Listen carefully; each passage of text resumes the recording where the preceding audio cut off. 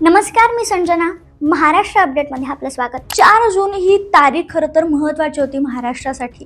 कारण विधान परिषदेच्या जेव्हा निवडणुका होणार आहे 17 जागांसाठी, जिथून स्थानिक स्वराज्य संस्थेचे नगरसेवक किंवा बाकीच्या जे लोक आहेत ते निवडून देणार आहेत आणि मग तो आमदार विधान परिषदेवर जाणार आहे.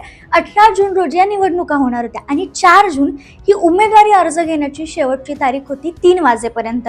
आणि या सगळ्यात आज सगळ्यात जास्त चर्चेचा ठरलेला मतदारसंघ म्हणजे नाशिक. आणि तो का ठरला, नेमकं काय झालं, कितीही प्रयत्न केले म्हणजे संकटमोठे गिरीश महाजनांना हा मतदारसंघ म्हणजे भाजपला हा मतदारसंघ मिळालेला नाही, तरी देखील शिवसेनेला मदत करण्याचं भाजपनं मान्य केल्यानंतर नरेंद्र दराडे यांची अडचण थोडीशी कमी झाली असली तरी गोकुळ गीते आणि गणेश गीते यांच्या अनुषंगाने अडचणी वाढल्या होत्या. गणेश गीतेंनी आता माघार घेतली, मात्र आता मैदानात गोकुळ गीते अजून येत. त्यामुळे ही निवडणूक गोकुळ गीते विरुद्ध नरेंद्र दराडे अशीच होणार आहे. मग या सगळ्यात महायुतीला नेमकं अपयश कुठे आलं, नेमकं काय झालं, का संकटमोचक असणारे गिरीश महाजन किंवा महायुतीतील महत्त्वाचे नेते असणारे दादा भुसे, छगन भुजबळ, सुहास कांदे यांची सक्रियता दिसून आली नाही का, नेमकं काय घडलं हेच या व्हिडिओच्या माध्यमातून जाणून घेऊयात. त्यासाठी व्हिडिओ शेवटपर्यंत बघा. व्हिडिओ सुरुवात करण्यापूर्वी विषयाला सुरुवात करण्यापैकी पूर्वी एक छोटीशी आठवण म्हणजे जर तुम्ही अजून आमच्या चॅनलला सबस्क्राईब केलं नसेल तर नक्की करा. उत्तर महाराष्ट्र आणि नाशिक या सगळ्या जिल्ह्यांचे महत्त्वाचे राजकारण गोष्टी आम्ही तुमच्यापर्यंत घेऊन येत असतो. अजून कोणकोणत्या गोष्टी किंवा या जिल्ह्यातल्या काय गोष्टी तुम्हाला बघायला आवडतील हे देखील तुम्ही आम्हाला कमेंटमध्ये सांगू शकता. सुरुवात करायचं झालं तर आज 4 जून रोजी उमेदवारी अर्ज माघारी घेण्याची शेवटची तारीख होती आणि जर तसं पाहायला गेलं तर 5 ते 6 ठिकाणी बिनविरोध महायुतीचे उमेदवार विजयीही झाले आहेत. कारण महायुतीला जे बंडखोर उमेदवार होते ज्यांनी अपक्ष उमेदवारी केली होती एवढंच नाही तर महाविकास आघाडीचे जे उमेदवार होते ज्यांनी अर्ज दाखल केला होता त्यांना देखील अर्ज माघारी घ्यायला लावण्यात यश आले. मग ते पुणे असू देत किंवा रत्नागिरी, सिंधुदुर्ग, रायगड हा मतदारसंघ असू दे, या ठिकाणी तर राणेंनी मास्टर स्ट्रोक केला. ठाकरे गटाला धक्का बसला. स्वतः जिल्हाधिकारीच्या कार्यालयात जाऊन तिथं बाळ माने यांनी माघार घेतली. पुण्यामध्ये सध्या अचानकपणे राष्ट्रवादीच्या उमेदवारांना माघार घेतली. असो, पण या सगळ्यात महायुतीचे नेते नाशिकमधील उमेदवाराला माघारी घेण्यात, त्यांची समजूत काढण्यात कुठंतरी कमी पडले. झालं काय होतं तर हा मतदारसंघ शिवसेनेला की भाजप हा वाद सुरुवातीला होता. नंतर ही जागा आहे ती शिवसेनेला मिळाली आणि शिवसेनेकडून नरेंद्र दराडे जे यापूर्वी आमदार राहिले त्यांना उमेदवारी मिळाली. त्यांनी फॉर्मही भरला. याच सोबत फॉर्म भरला होता ते गिरीश महाजन यांच्या जवळचे नेते गणेश गीते जे माजी सभापती राहिलेले आहेत आणि त्यांचे बंधू गोकुळ गीते जे नेहमीच पडद्यामागं गणेश गीतेंसाठी प्रयत्न करत आलेत. म्हणजे गणेश गीतेंनी 2024 ची विधानसभा निवडणूक लढवली होती राष्ट्रवादी शरदचंद्र पवार गटाकडून. त्याचं सगळं नियोजन हे गोकुळ गीते यांनी केलं होतं आणि ते पडद्यामागून खेळत होते. मात्र अपक्ष उमेदवारी अर्ज त्यांनी भरला.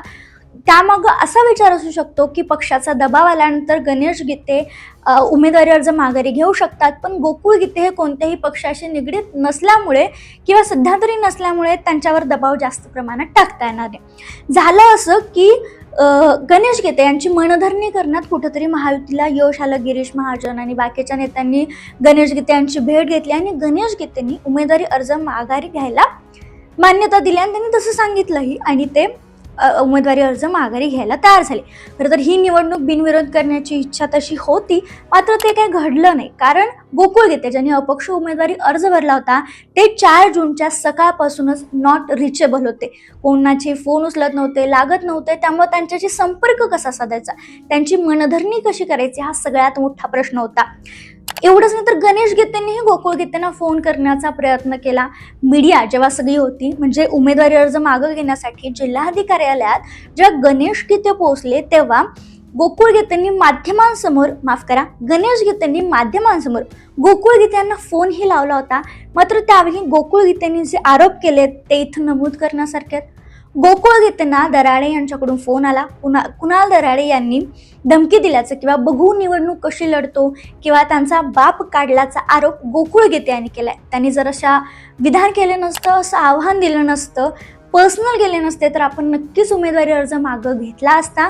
मात्र मी आता उमेदवारी अर्ज मागं घेणार नाहीये असं गोकुळ गीते त्या संभाषणावर बोलताना दिसून आलेत. आणि अगदी काही अर्धा ते पाऊण तास कमी होता उमेदवारी अर्ज मागं घेण्यासाठी, तोपर्यंत महायुतीचे एकनाथ शिंदे असू देत, गिरीश महाजन असू देत, या सगळ्यांनी गोकुळ गीते यांच्यापर्यंत पोहोचण्याचा, त्यांच्याशी संपर्क साधण्याचा प्रयत्न केला, मात्र तो फोल ठरला. तसं पाहायला गेलं तर गोकुळ गीते आणि गणेश गीते यांची संपत्ती देखील चांगला चर्चेचा विषय ठरली. दोन्ही बंधूंची मिळून संपत्ती 100 कोटीच्या घरात जाते.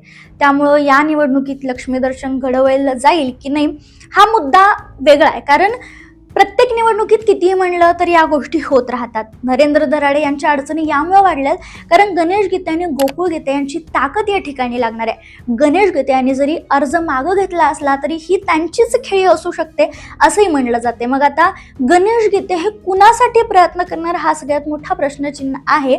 आणि गोकुळ गीते आता निवडणूक लढवणार ठाम आहेत किंवा त्यांना लढवावी लागेल कारण त्यांनी उमेदवारी अर्ज मागं घेतलेले नाही. मग अशा वेळी काय होईल? गिरीश महाजन किंवा महायुतीचे नेते इथं का कमी पडले? सुहास कांदे नाराज आहेत त्यामुळे ते समोर आले नाहीत का?